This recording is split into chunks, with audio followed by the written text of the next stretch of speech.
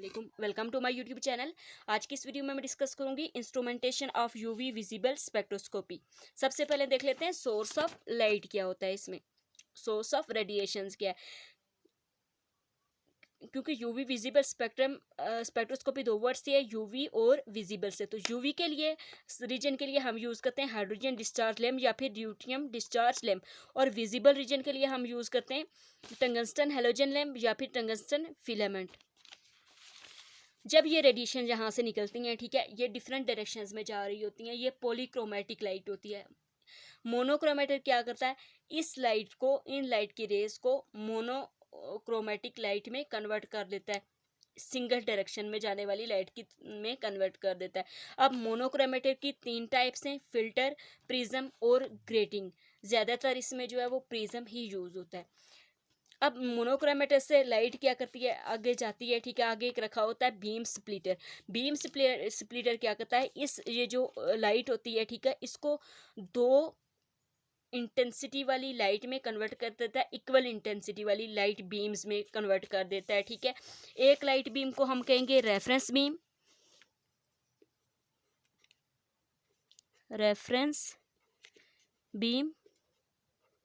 और इसको कहेंगे सैंपल बीम। अब रेफरेंस बीम और सैंपल बीम जाती हैं रेफरेंस सेल की तरफ, ये जाती है, और ये सैंपल की तरफ। आगे क्या होता है, ऑप्टिकल चॉपर लगा होता है। ऑप्टिकल चॉपर का ये फंक्शन है कि क्योंकि ये दोनों एट अ टाइम डिटेक्टर की तरफ इनको हम फॉल नहीं कर सकते, ठीक है। डिटेक्टर इनको 1 बाय 1 स्टडी करता है, ठीक है।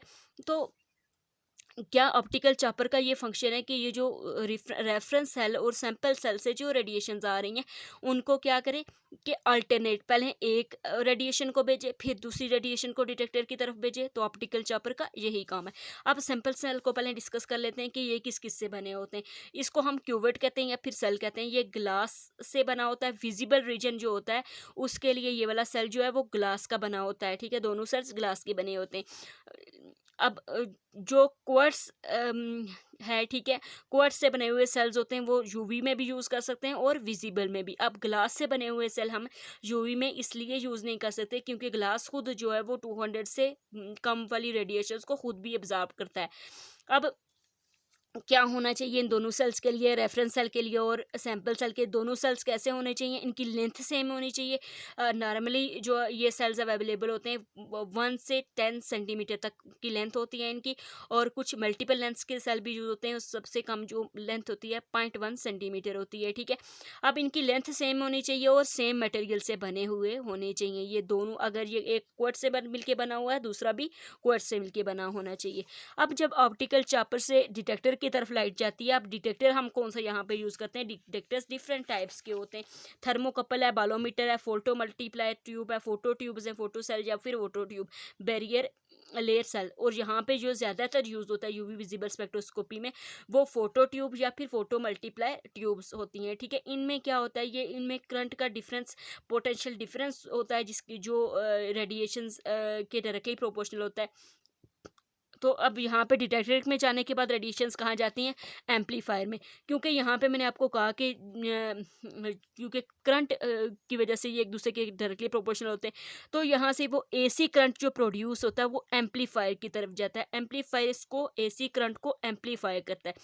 एम्पलीफायर से गुजरने के बाद ये रेडिएशन रिकॉर्डर में जाती हैं और एक ग्राफ की फॉर्म में हमारे पास रिकॉर्ड हो जाती हैं। अब यहाँ पे देखें, अगर ये जो हमने स्पेक्ट्रोफोटोमीटर की वर्किंग्स डिस्कस की, ये क्या था, ये डबल बीम के लिए था। सिंगल बीम के लिए क्या होता है, देखें, सिंगल बीम के लिए सबसे पहले यहाँ तक तो सेम ही है, ठीक है। यहाँ क्या बीम स्प्लिटर नहीं होता, ठीक है। बीम स्प्लिटर इसलिए नहीं होता कि हम डबल बीम यूज़ ही नहीं कर रहे होते, ठीक है। हमने इसकी जगह हमने पहले यहाँ पे सैंपल सेल रखा होता है, ठीक है, या फिर रेफरेंस सेल रखते हैं। तो ना तो ये ऑप्टिकल चॉपर यूज़ होता है, ठीक है। बीम स्प्लिटर भी नहीं यूज़ होता, ऑप्टिकल चॉपर भी सिंगल बीम विजिबल स्पेक्ट्रोस्कोपी में यूज़ नहीं होता, ठीक है। तो इसको हटा देते हैं। ये डायरेक्ट यहाँ से मोनोक्रोमेटर से लाइट कहाँ पड़ती है, रेफरेंस सेल पे पड़ती है या फिर सैंपल सेल, दोनों को अलग अलग रखते हैं, ठीक है। पहले एक की के लिए रिकॉर्ड करते हैं ग्राफ को, फिर दूसरे के लिए, और एंड पे जो है हम इसको बीयर लैम्पर्ट लॉ के ज़रिए से हम कैलकुलेट कर लेते हैं अब्जॉर्प्शन फ्रीक्वेंसी या फिर wavelength. Thank you so much.